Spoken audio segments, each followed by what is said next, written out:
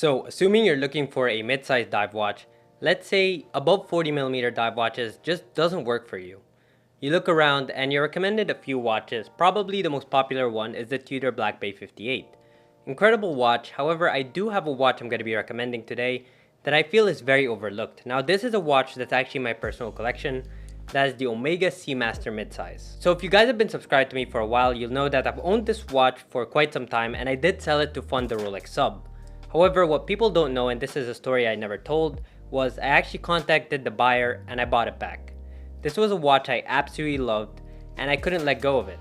So I decided to buy it back because it's such an incredible watch and I just couldn't let go of it. The amount of quality you get, the amount of watch you get for the price, it couldn't be beat. One thing that really connected me to this watch was the fact that I did travel with this watch to Egypt, and as I was going to Egypt I was deciding if I should bring a lot of watches with me, and I ended up bringing one of my personal watches, and that is the Omega Seamaster.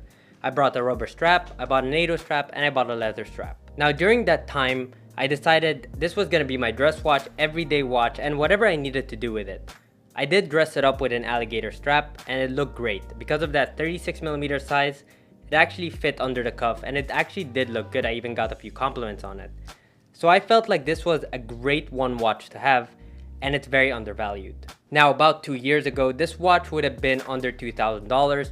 However, as I'm looking around, I realized that it's way over $2,000 since they discontinued this piece. Now keep in mind, this is the automatic piece, it has the ceramic dial, and it is the mid-size version.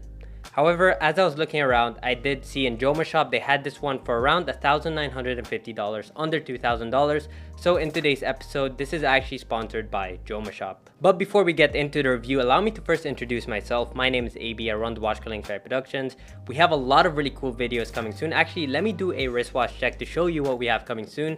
I am wearing the A. Lange & Söhne Zeitwerk, a phenomenal watch, a watch that has immediately become my grail as soon as I unboxed it. And we're gonna have the full review of this watch, so if you aren't subscribed, make sure you do so. But guys, first let's talk about today's sponsor, then we're gonna get into the full review. As watch collectors, we enjoy the thrill of the hunt, finding new pieces to add to our collection, but of course, as savvy watch buyers, we always try to look for the best possible price. So I'm excited to share today's sponsor, Joma Shop. Joma Shop has one of the biggest online inventories for brand new watches, and they carry over 650 brands from affordable Seikos and Casios all the way up to high horology pieces such as Patek and Vacheron.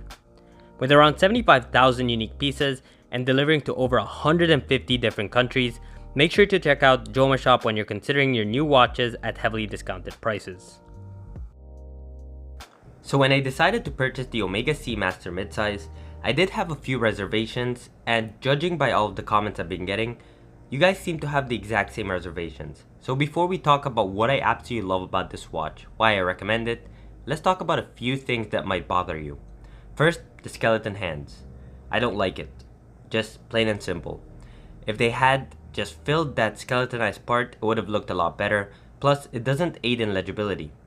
Now the shape itself of the hands looks really good, but I just wish it wasn't skeletonized. Now the next thing that's a problem, or could be a problem, is the dial size. Not the size of the watch. The size of the watch is about 37mm from the case all the way up to those crown protectors. But the dial size is actually about 26mm, which is a bit small. Although it doesn't look small on the wrist, if you have eye problems, it might be a little hard to read. Now the style of the bracelet is quite polarizing in the community. You either love it or you hate it. It does look a little bit different from what most do. There's a little bit of polishing in the middle, then the bracelet itself is mostly brushed. But I will say this, after wearing this watch for about 3 years, the bracelet itself is extremely comfortable.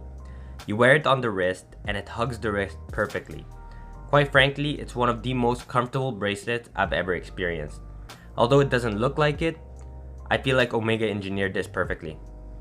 So let's talk about the facts of this piece. You get a 36.5mm case, although I do consider it 37 if you count the crown guards. You get a 44mm lug to lug. You get 13mm thickness, and finally you get an 18mm strap size.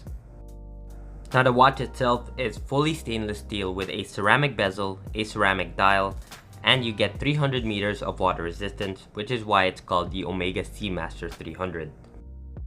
Now don't get me wrong, this is a smaller dive watch, especially with that 36.5mm case size and the 44mm lug to lug, which is quite decent. But I will tell you this, with the bracelet on, it looks really good on the wrist. Lug-to-lug size of 44mm should fit any wrist just fine, and it doesn't look as small as you think it will. With the 37mm case size, it does hug the wrist quite nice, but the most important factor is of course the lug-to-lug if you want to know if a watch will fit on your wrist properly. In this case, the watch looks outstanding. You can see even here on my wrist, I have a decent build size. The watch looks really good. In fact, the mid-size diver makes it look quite elegant on the wrist while still having that sportiness and robustness you would expect from a dive watch. Alright, enough with the boring specifications, let me tell you why I absolutely love this watch. Its attention to detail. First and foremost, the ceramic dial looks absolutely stunning. Especially when the light hits it, it actually tends to suck it up and you still see that infinite black background that looks really cool. Omega then added some hints of red, you can see that with the Seamaster text and in the tip of the second hand. It looks really good, especially with that black backdrop. Now alongside the ceramic dial, you also get a ceramic bezel. The really good thing about ceramic bezels that I've learned, your watch will always look new. So let's say you're a person who doesn't like vintage watches or you always want your watches looking new, a ceramic bezel is a must. Add to that the sapphire crystal with the anti-reflective coating, and you pretty much have a perfect package, especially for the price range. Now as an everyday watch, this watch was pretty much perfect for me. The water resistance was 300 meters, so I'm definitely not worried about getting pushed into a pool. You wear it every single day, it's very robust. You can actually see I have a lot of scratches on this watch because this was my daily piece. Although the front of the watch looks relatively new, you can see the wear and tear I had with this watch wearing it as an everyday piece. In the back, you can specifically see it here in the clasp. Overall, at 36.5mm, I will say this. This watch is extremely comfortable if you want to wear it as a daily piece.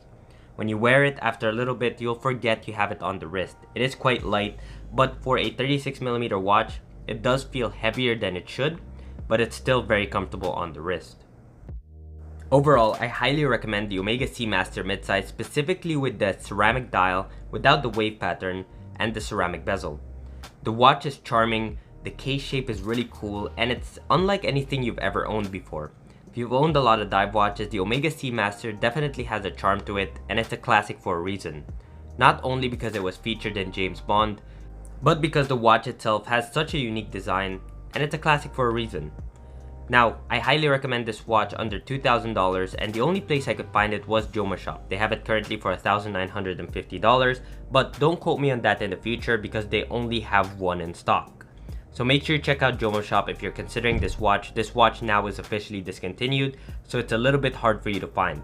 Now, if you need to source it elsewhere, just make sure you get it for around the $2,000 price range. All the way up to $2,250 I still think is fair, but anything above that I think is a little too much for the Omega Seamaster midsize. But guys, what did you think about the Omega Seamaster midsize? Did you like it? What do you like about it? Let us know in the comment section below, and as always, thank you so much for joining me, and I'll see you in the next one.